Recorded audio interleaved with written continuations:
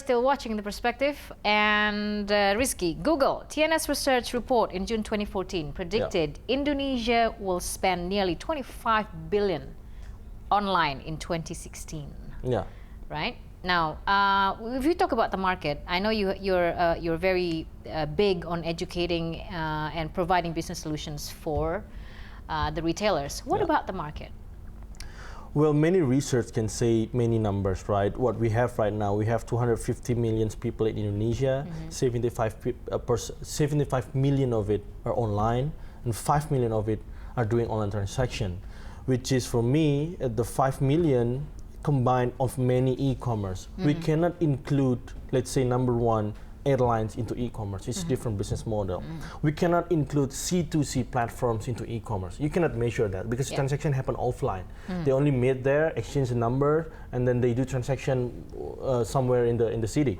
So we're still less than 1%. I think maximum 1% of the market are transact online right now. So we have still a huge cake to share to everyone. That's why maybe JD wants to come in and then try to eat this cake. And then talking about the research, I think the only party that can have a valid research is the e-commerce itself, because they own their own consumer data, right? They know who buying what at what time, at what price, and then and in which location and stuff like that. Those on e-commerce who can do that. We cannot rely these numbers on many like research agencies, or maybe someone like aCommerce who can have those data. I mean, when someone I have one invitation for one of the agencies trying to sell their data to us about e-commerce, and then when we discuss internally, I said when we discuss and then we say that I think we are more accurate than them. We should sell our data to them because we are managing multiple e-commerce. We manage their orders and their marketing, so we manage multiple valid data compared to them. How can they you cannot ask people and then give online research sampling and then give questions and come up with numbers. No, that's not valid. The more valid is the e-commerce itself, or the agencies who managing those e-commerce, which is in this case aCommerce managing. Right now we have more than 120 clients, more than 150 across the regions. So we see that the trends, let's say from the payment method, right? We can see that 60% of them are still doing bank transfer, sadly, especially in Indonesia, right? Even though there are many technologies happen in the country, but still more than half of the audience still do bank transfer, the manual bank transfer. 30% of this still doing cash on delivery, which is this is the increasing payment method. Even though there are many new online payment solutions, maybe only in Indonesia we have more than 15 online payment solutions. You can name it. Did you say 15? 15, right? So in US, maybe when you shop in Amazon, right, your options is only like pay with credit card or PayPal. Or Amazon Pay. Those only 3. In Indonesia, in one of e-commerce, you can see like 15 of choices. This wallet, those wallet, and stuff like that, right? So even to push one payment method, you need a huge homework. The biggest bank even cannot push their own product to make people using it.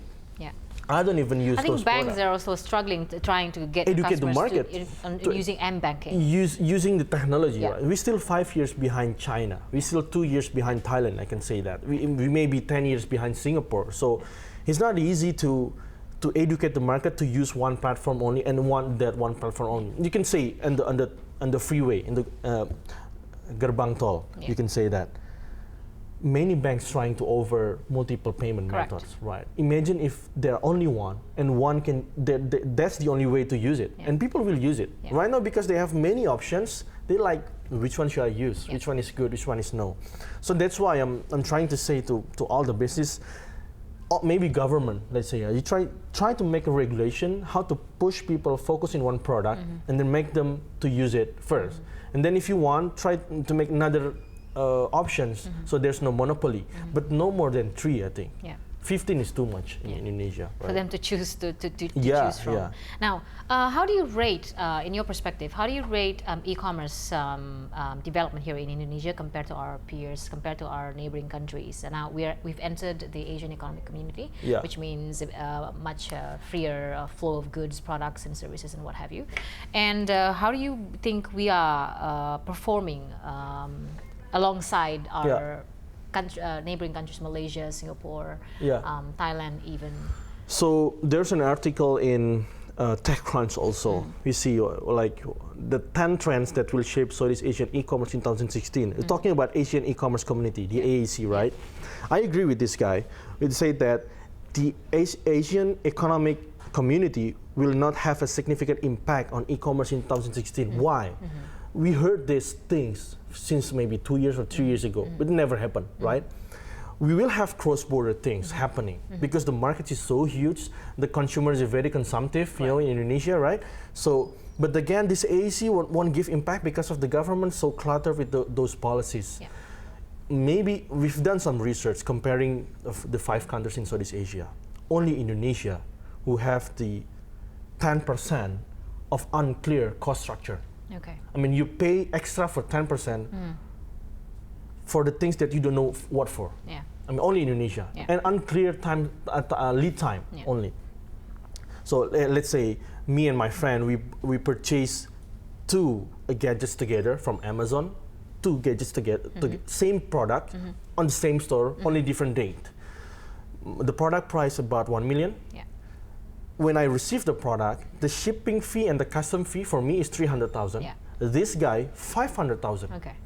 So only like 7 days difference on the order, same product, same store, but different pricing. Yeah. So this is crazy for business. That's why this AAC, I don't think will give impact on the cross-border in the next few years, unless the government can solve the problems on the regulation. Okay. They solve this. They can give a solution to business in outside Indonesia. You will, if you want to ship this kind of product to Indonesia, this is the cost fixed, no additional, no custom, and it's clear upfront, and then this is the lead time. Once that's solved, then this AAC can give impact. Unless, if not, then we will need to find another solution. All right. Talk about infrastructure and regulations, support from the government when we come back.